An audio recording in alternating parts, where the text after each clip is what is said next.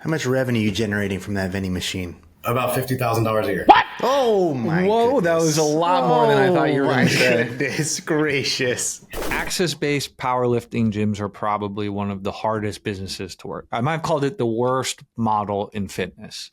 Might have been the wording I used. How many members do you need to make this thing work? I have never done any marketing besides my Instagram story and a few posts here and there. My biggest amount of clients has been 50. So most of my coaching is word of mouth driven. Hello and welcome to Gym World Worldwide. I am your host, John Franklin. Joined with me, as always, my co-host, Mateo Lopez, wearing a Gym World hat and a Kilo shirt. Nice. With high spirits. And yeah, what do you got?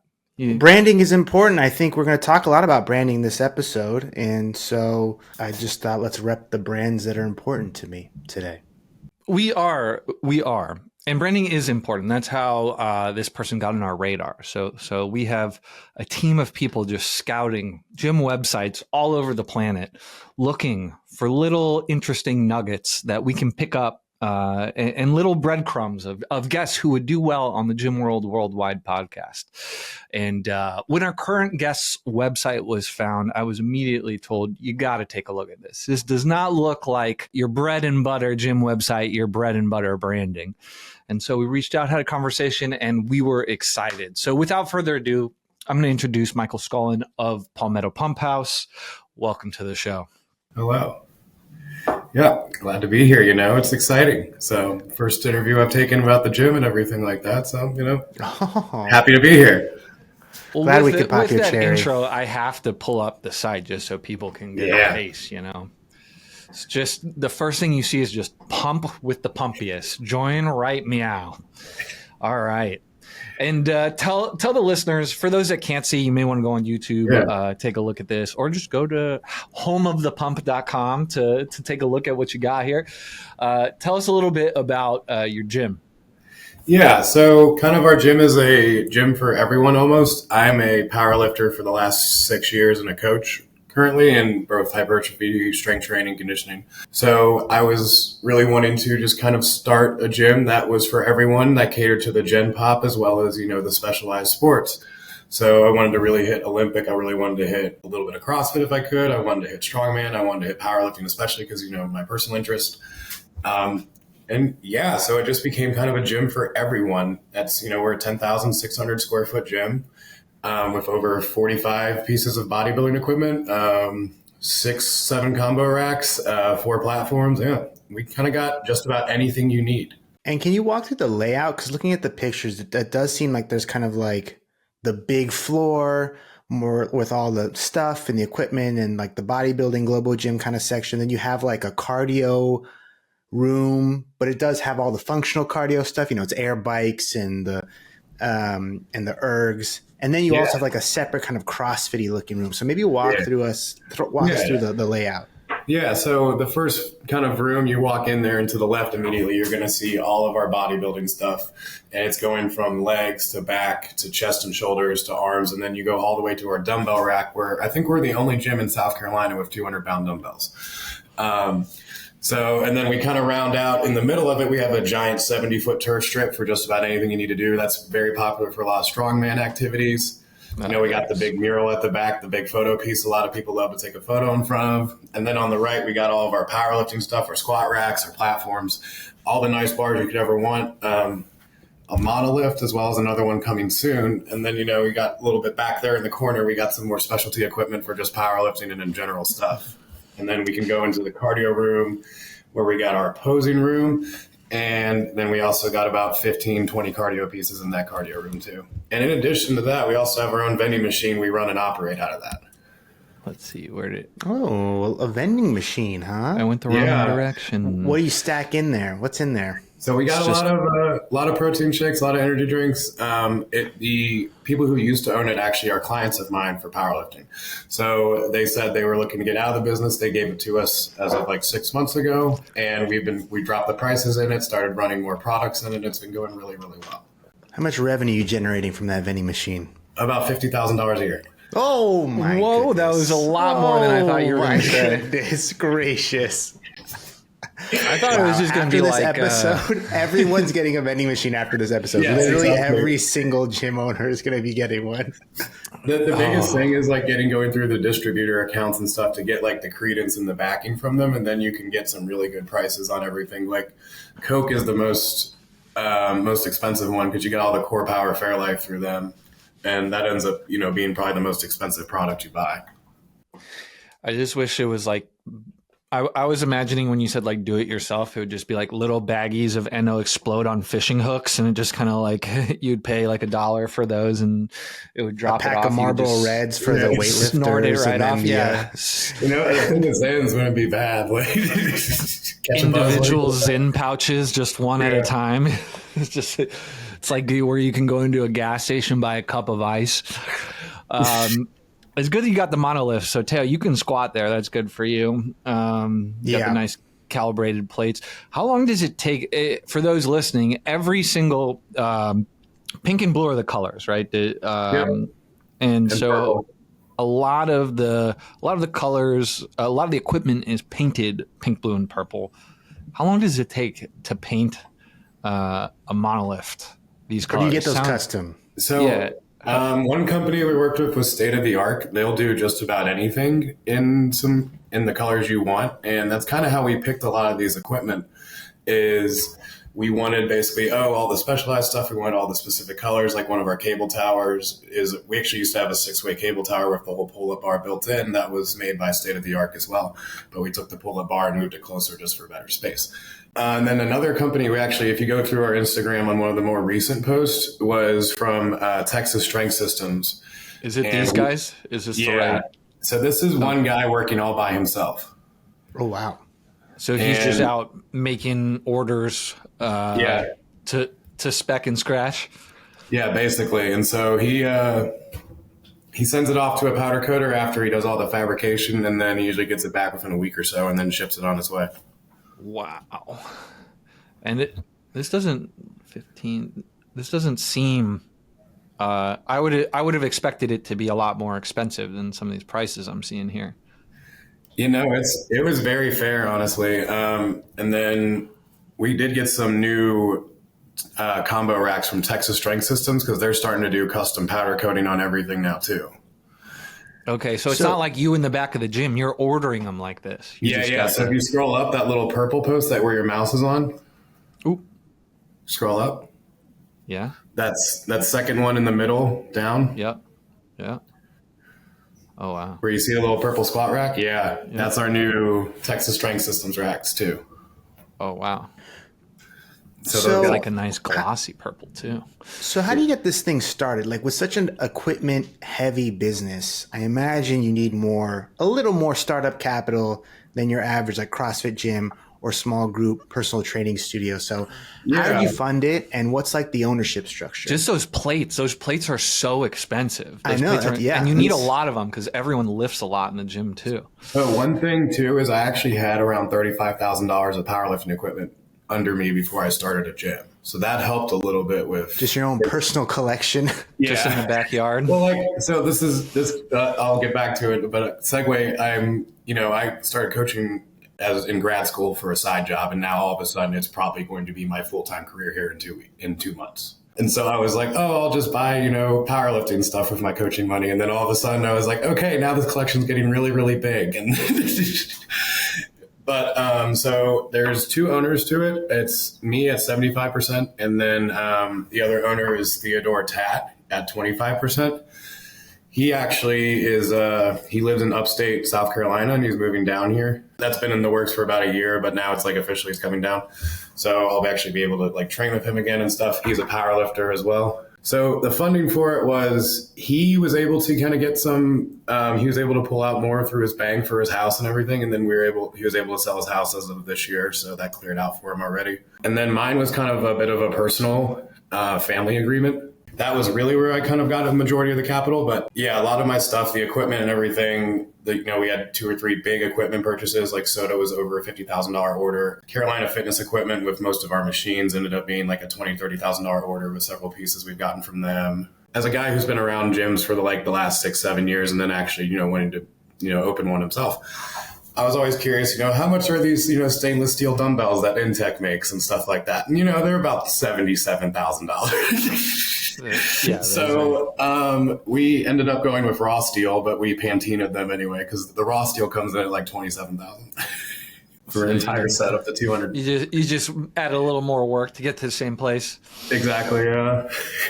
So tell us about like it's an obviously or I don't know if we said it yet. It's an access-based gym, or do you have classes and coaching, or it's access? Okay. And how does the packaging and pricing work? So we do actually a pretty large group of memberships. We do a $75 unlimited rate for standard folks. And then for $60 a month, if you're a student of college, high school, whatever, you can qualify for that too. And we also offer some group rates with some certain companies if you mention it to us. And then our first responder military veteran discounts $55 a month.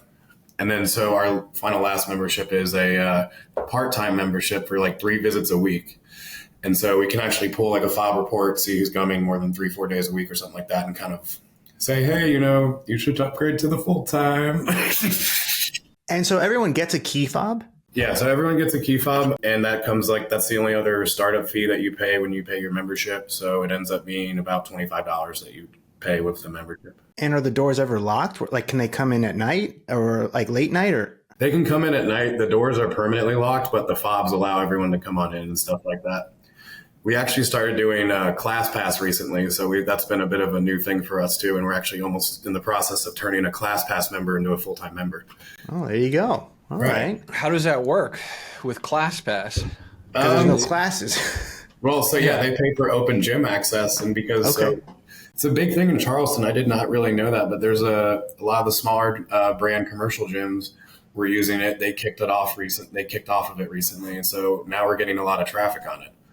And we get a certain rate per our guest pass fee. And then that compounds over every, we've had a few people already go multiple visits. One guy's done 5 visits, that member that's going to end up going full time. So do you do any kind of personal training? Do you have coaches walking around and Yeah. So we actually have a physical therapist, strongman, who's in-house. And then we also have a licensed massage therapist and rehab personal trainer named Justin. And then we have 4 bodybuilding coaches kind of for women's and stuff like that. 2 kind of ones who've competed in wellness before, 1 who does a lot of more lifestyle training stuff. We actually have another guy who kind of does just Gen Pop clients.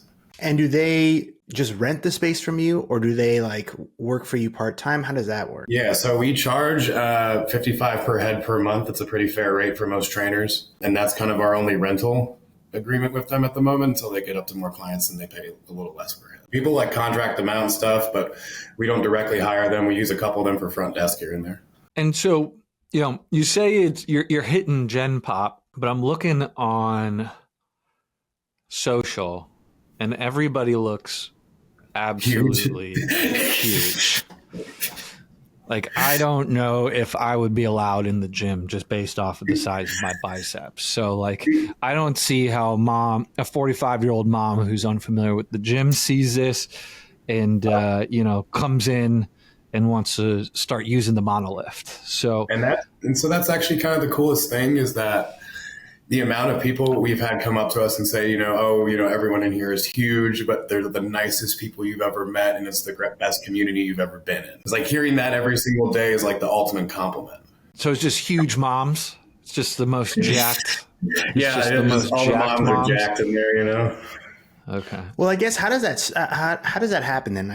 What are you doing to cultivate that kind of welcoming community where it's not intimidating? Is it part of your branding? Is it you? How are you getting that messaging through? Yeah, it's kind of it's a lot part of the branding. People think, the whole black and red or black X color with gyms nowadays seems very daunting to some folks. And it's the Miami Vice, the lighter colors actually ends up being a lot better and welcoming to some people. A lot of women love the pink, and actually a lot of guys do.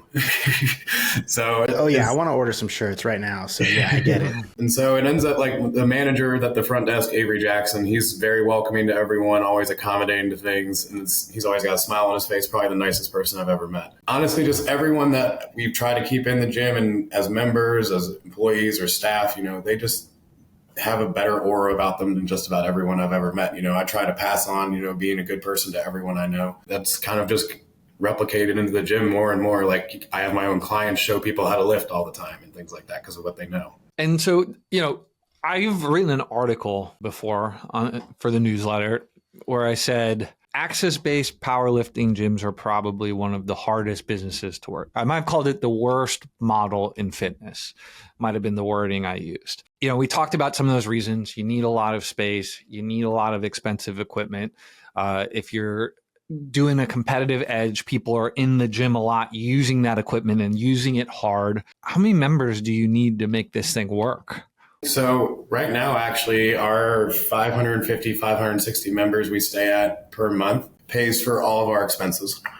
Every powerlifter dreams of having a powerlifting gym, right? And so if you were talking to someone, I'm sure people come to you and ask for advice, and, I want a pump house of my own. Would you recommend just going straight for 11,000 square feet and the fancy equipment? Or if you were advising a new gym owner on how to start, it would honestly be like you have to be someone tapped into the community to do something with going this big at first. I would say you need to have a presence. You need to be someone who, say you have a client base or everyone in a certain gym and something like that. I wouldn't say you should start huge, especially just powerlifting only. Like, that's why I was like the Gen Pop and people who just are the casual fitness folks. Like I wanted to make sure I was still hitting them and everything while still hitting powerlifting. I'd never wanted to make the full motive powerlifting, but at the same time, it's slowly starting to kind of dominate a little bit more. But we're still keeping the amount of Gen Pop folk we keep coming in is still usually about 3 to 6 a week. And so did you have a following before? Yeah. So when I was talking about my own coaching, I was at a gym called AE Fit, and that's where I put all my equipment and helped bring that gym up from almost 120 members to 200 members, just from being kind of a nicer person, bringing my equipment in and kind of starting a culture. And I created a group called Charleston Powerlifting Club where I threw like events at this gym and stuff for like the last 4 years. Yeah, someone did that to us one time when we were owning our gyms. I remember that. Right, John? I wouldn't describe that individual as a nice human, but that's... I mean, that's kind of the unfortunate part about powerlifting. It doesn't attract some of the best people, but that's like me and a couple other, my state chair for the Powerlifting United Federation, me and Liz Strain. We're always on be a good person, present yourself, and then just continue doing your own thing. So that's where we've always been. To be fair, he probably wouldn't describe us as nice people. So, you seem like you guys seem like nice people. So, We appreciate that. Hey, gym owners, are you looking for a way to generate more leads, close more sales, and increase client retention?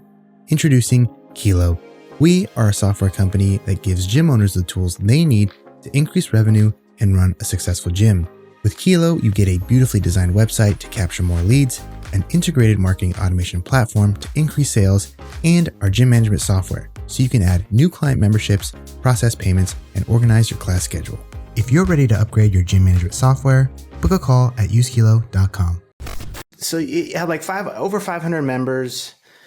It seems like you're bringing in, 50, 60K in revenue. It just seems like a lot to sustain the break even. You have to maintain like 500, 600 members. So how are you getting new people in through the door? How are you marketing? What are your offers? Like, how are you getting that foot traffic to sustain this large client base? So our website actually has something built in that gets it to the top of Google about as much as possible. So we started at the very bottom, and as soon as we started getting a few ratings here and there, then our search results started populating all the way to the top. We've been the top gym on Google for about the last 5-6 months, I want to say, in the area. And when you say the area, what area would that Charleston, be? all of Charleston. Oh, if I do gym in Charleston, you guys? Yeah, if you Google Charleston gym, we're either going to be number 1 or number 3 based on where you're located at. I'm going to do it in a private browser. So what's the secret sauce there? You can't say. You can't tell us. This actually is a little bit out of my realm, but it's my guy who has helped make my website, helped build up my SEO, and he actually helped build me with the logo. So he's a pretty big branding guy, and he helped me kind of launch out a lot of merch to start too. All right. You're right behind Core 4, which is guest of the pod as well. Yeah, Core 4 guys. There you go. Yeah, so So And, generally, and those right, first, right under, right above Ethos, also guest of the pod. So There you go. we're doing it. so one of the first things too is when you search for like gyms like this on Google, the first two that are pop up are going to generally be paying the most. Well, this one's paid. This method is paid, but Yeah. everything under here is the real deal. So, Yeah. yeah. So, did he write the copy? I love some of the copy on the site. It's very funny. Yeah, he did. It's fantastic. And what type of does he specialize in gyms, or is he just a guy with? He's just kind of a guy.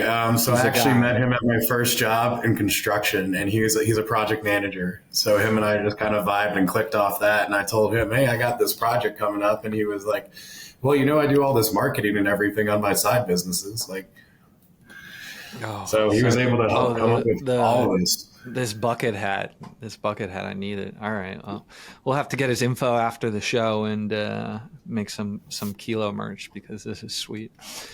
All right. And then what? Is this like a decent part of your business now, the merch, or is this is new? I would say merch probably gives us. It depends on how much we're ordering per month, but we end up seeing usually about $2,000 to $3,000 revenue on merch per month. Okay. Yeah, listen to the episode with Chance Beam. He's got some opinions on merch. That guy, he's making like 20,000-30,000 a month on merch is, I think, what he Yeah, said. so like actually part of our thing is to go a lot bigger with the merch in the future. I guess this might also be a time to say that I'm opening a second gym here in the next few months. All right, he's out. Yeah, I have some follow up questions about the second gym, but we'll get to that. I think. Gym World exclusive. But yeah, no, the dream is, when I go full time and everything and get some more of the merch going on a basic thing, we start building the brand, sending it out to more folks out throughout the country and things like that. Cause we do have those requests. So what's your day job then? Keep saying going full time. I'm an engineer at Volvo. Oh, okay. All right. Wow. Yeah, that's actually the hat, EX90, my shirt. Have you told them Wow. you plan on quitting or They know. Yeah, they know. to pursue the pump house, the full-time Yeah. engineer to the powerlifting gym? So my boss became my new boss like a year and a half ago, and he sat me down for the first time. He goes, he's like, I know this type of thing. He's like, when are you leaving? He's like, when does this take you away from here? Wow. Okay. Well, that's great. And so are you glad you did that? A lot of people, we get that question a lot. Should I go all in or should I keep my job and work the gym as a side hustle? Like, do you have strong opinions on that? So I kind of developed a little bit of philosophy. I bought a tracksuit for this weekend, or when I coached last weekend. If you go to my Instagram, you'll be able to find said tracksuit. It's quite colorful. And kind of my philosophy about that is if you think you're leaning in too much, it's not enough. So I was like, All right. and I was like, it's like with coaching and everything, I am making a considerable amount of money, more than I've ever thought I would, especially then now I'm a meet director and state chair for Powerlifting United. And I was like, my life is just going in another direction to be just more gym oriented for the rest. That first post right there. Yeah. That's, Oh, wow. In brand colors too, the purple and the bottom. Oh yeah. Perfect. yeah. Yeah, it's beautiful. Amazing. And how does the powerlifting and your kind of competition, I don't know if you have another business or whatever, but how does that fit into the overall business, I guess? We generally try to have like about 3 to 6 meets a year. So with me being the meet director, I actually don't pay any overhead to the gym. So very advantageous position for the gym and myself for these type of events. But like if my state chair co-host likes to have events, then, we get the door entry from her, and then she gets like registrations and everything for these events. The more I can hold these events, actually, the better financially the gym comes. And yeah, eventually I'll be doing some traveling here for these meets and everything and bringing some equipment from the gym to host at other gyms. So we talked to owners of the largest like Olympic lifting barbell club in the country, and they said events was like a substantial portion of their business. Like they were able to make it so they were getting people who didn't normally compete to compete at their gyms, and it became a huge driver of like revenue for the events standalone and also new memberships. Is that something you've been able to tap into yet, or is that still on the need to figure this out list? Right now, we make about $2,500 at every event. And how much work is it? Honestly, not too much because the entire layout of the gym is designed to be a warm-up room and a platform built in. So when you see that turf section, that's where the platform goes. We just pop up a banner, move the equipment behind it, bring up some curtains. Usually whole setup takes about 2 to 3 hours. There you go. And then how long does it, Olympic lifting meets take a long ass time, or powerlifting. I'm assuming powerlifting is the same, right? Yeah. I mean, you're talking a 30, 40 person meet. You're going to be out of there at like 2, 3 o'clock if you start at 9. Yeah. So it's a considerable amount of hours in, but it's something you love, I'm guessing, right? Yeah, no, and I mean, that's like, I've always actually loved, that's kind of how all these kind of started. I started just hosting charity events because I wanted to help people and give back. And then all of a sudden, that's what made my clients go up. That's what made, my Charleston Powerlifting Club entity start to increase more. And then also like my clients, I just keep grabbing more clients because I was like, hey, I can write you a 4-week peak and you're going to make progress. Watch what happens. And then all of a sudden they make progress and now I'm getting hired, after a meet.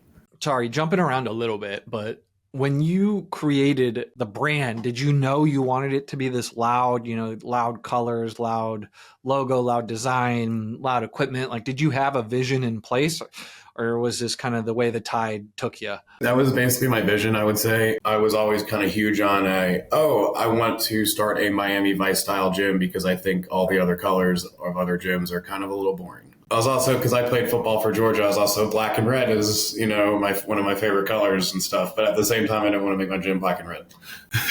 I was like, it needs to be loud and logos. Yeah, there's a lot of them. So, it just needs to be loud, welcoming, and like something for everyone to enjoy.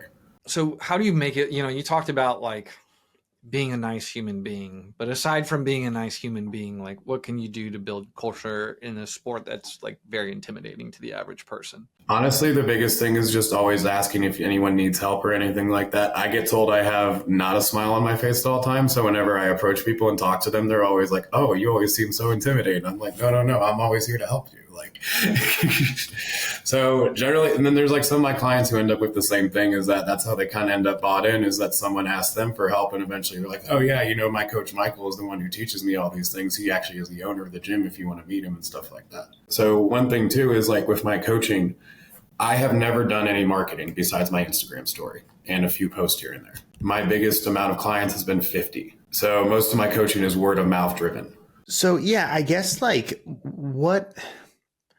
how do you retain clients then, especially when there's so many? Like when we talk to other gym owners, they're usually at much smaller operations, right? It's like small group personal training or it's a CrossFit gym with 200 members, right? So in those scenarios, you can check in with your clients more and you can like track progress and results. You can like have them come in, do an in-body scan, spend 3 months with them, do another in-body scan. You can like do that kind of thing to show progress and retain them. Obviously with your powerlifting people, if they're getting stronger, that's progress, that's results, they're going to stay, right? But for the Gen Pops, how are you doing, if at all, like goal setting or making sure they're happy or retaining them, getting people to stay? We actually, a couple of things we did randomly, or not randomly, I guess. We put a suggestion box in the women's bathroom for anonymous suggestions and feedback. That's been very helpful for identifying some issues here and there, as well as like equipment needs.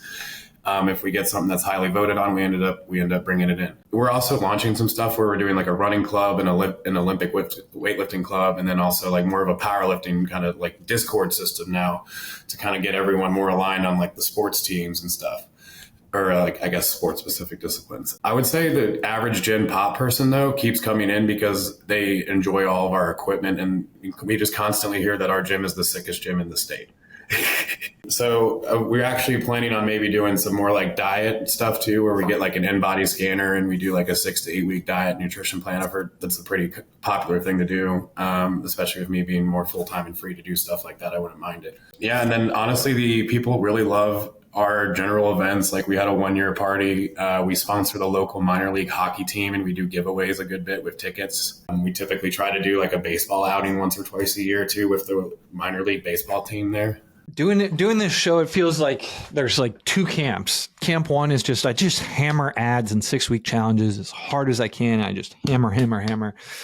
And then the second is just like, I just don't sleep. I'm in the community. I sponsor everything. I'm at every 5K. I buy everybody coffee. I'm just there. I'm that guy, but I haven't spent $1 on ads. Yeah, exactly. I mean, we spend on, on SEO and stuff like that, but try not to run too many campaigns. If what's working, it keeps it going. We get converts from other gyms a lot, especially because now there's not a ton of 24/7 gyms in Charleston. Crunch came in and bought out a lot of the local brands. Oh, really? Yeah. So there's only a few specific local gyms left that are the small time commercial brands like O2, Pivotal, stuff like that. Maybe they listened to Gym World and found out that Charleston is the market to be in. If I was gobbling up gyms, I'd be gobbling up gyms in Charleston. Everyone seems to be doing well over there.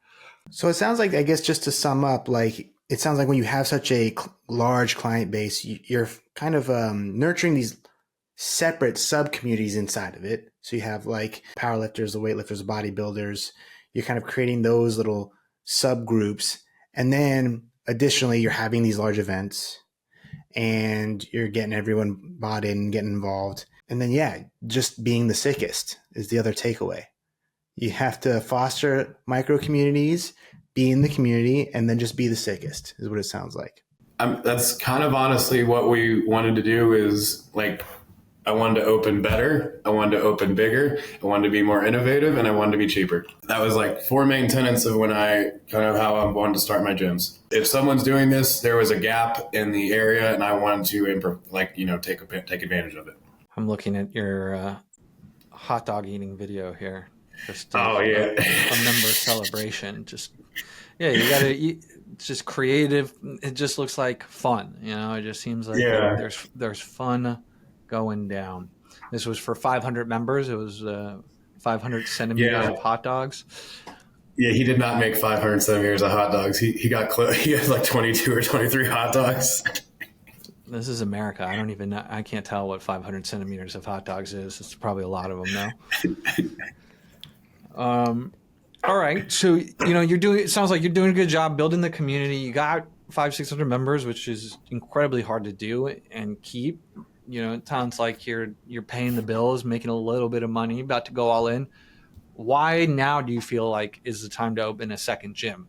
There's another gap in kind of Charleston. And also something is important is I have momentum right now. The brand has a ton of momentum, and, it's recognized. I can wear my hat around. Most people will figure out that my gym they know who I am kind of now in Charleston. And so I wanted something I've always thought about doing is youth athlete training, especially as a former college athlete and 3-sport athlete in high school. I did something where I was okay, I trained with a couple people. I trained out of GATA, Atlanta. It's owned by Ryan Golden, who works out with a ton of Braves, NFL athletes, NFL draft picks, trains a ton of them. I was how can I make things better and almost create a whole funnel of athletes to make the city better? So then I was why don't I get a bigger facility to do something where I can put people on a 3 to 4 day plan? And compared to the competitors that I've seen, no one's doing that. Everyone is charging at $55 an hour for one class, $35 an hour for a class. There's no real set schedule of, hey, we're going to do a specific 3 to 4 day program. We're going to go through developmental cycles and things like that. There's a couple skill-based people here and there that just teach skill-based. There's no real strength training for youth. I've asked some high schoolers, they don't have access to gyms outside that. They go to my gym.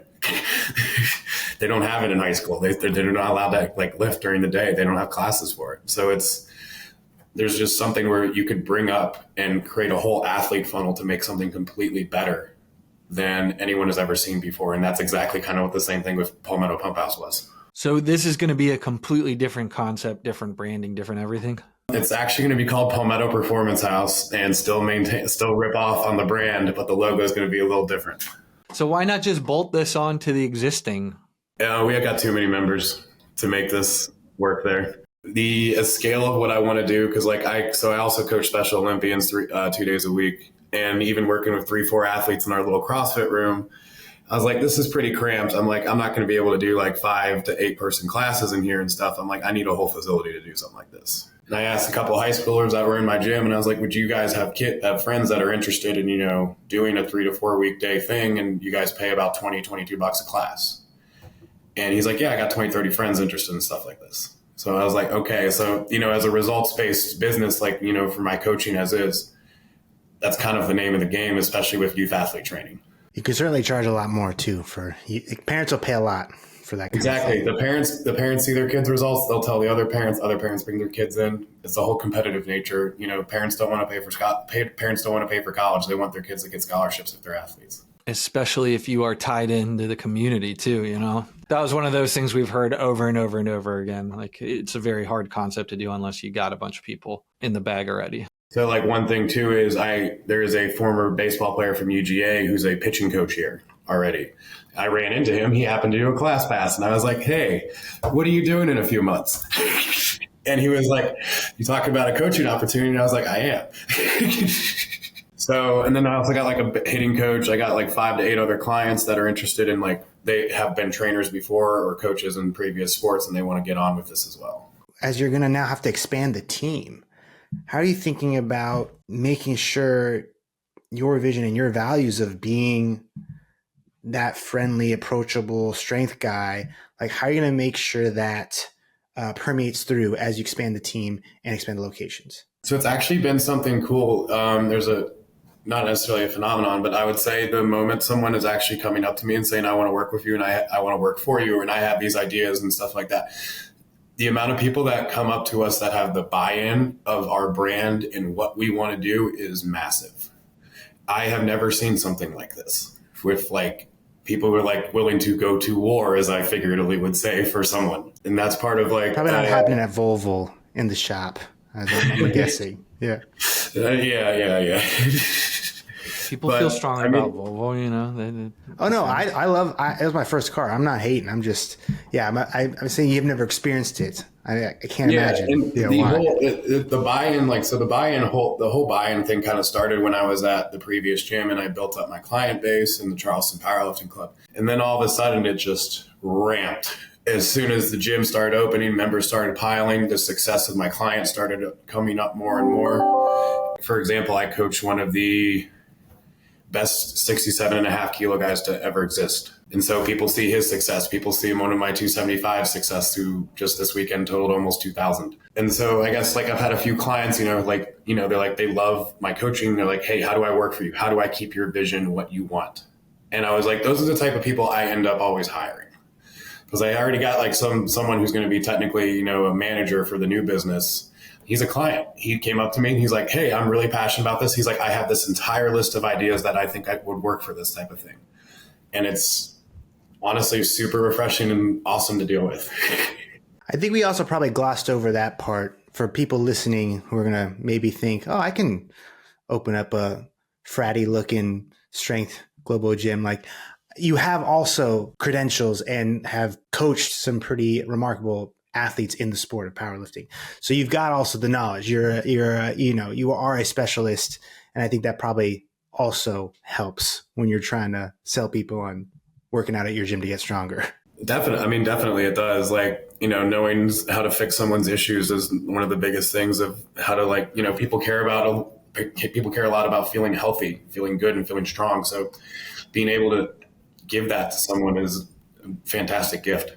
All right, Michael, well, this has been awesome. Where do people go if they want to find out more about you, the Pump House, follow along on the journey, maybe just tips on how to get huge? Our website's, homeofthepump.com. Our Instagram, we stay pretty active on that daily. And, we're reposting everyone usually and trying to do a little bit creative flair there. My personal Instagram's Michael_Scullin. It's pretty easy to get in touch with me. It's just my name. Any tips to get huge? Eat food. Eat lots and lots of food. And then, if you're trying to be indomitable in, your sport, just think you're never going to be stopped. And I can do this. That's my 5 or 6 best athletes have that same mentality, and it just never wavers. Eating food, that's a secret. That's what I've been in business. Is it the same in business? I mean, honestly, with that mentality, yes. Because food helps. I am. Okay. Food does help. I have I have some imposter syndrome. Apparently, it's really big at engineers, and that developed during, like, undergrad and stuff like that. But now it's like getting to the point where I'm like, I'm that guy. I am that gym owner who wants to run powerlifting meets, run my powerlifting federation, coach the best athletes in the world. I'm like owning that now. And that's kind of what feels like it's easier to drive these decisions and make decisions. There you have it. Mindset and calories solves.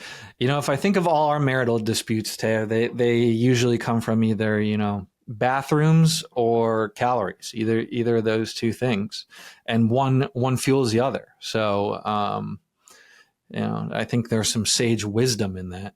Yeah. As Eric Bugenhagen, who's one of my friends, we're working on getting him to the gym when he's free, always says, it's a mindset. It is a you got to be in the mind gym. It is a freaking mindset. Well, Michael, thanks for coming on, sharing the story of the Pump House. We'll be following along. We'll set something up to do a follow-up when you got stuff to talk about in the Performance House. Yeah, I mean, that'll be mid-January, mid-February opening. So, yeah. We'll schedule something for like a year out, and we'll get the update to see how it's all going. So congratulations on the success. This was awesome, and we love the site, love the brand, man. Thank you. Really appreciate you guys having me on. It's been good. Love to talk about the gym. Thank you, guys. And gym owners, you just go ahead and like, subscribe, and leave a comment so we can continue to pay our team of people who are constantly searching for people like Michael, so he can come and tell you all the secrets, so you too can open your own Miami Vice themed barbell club. Until next week, Gym World, love you lots.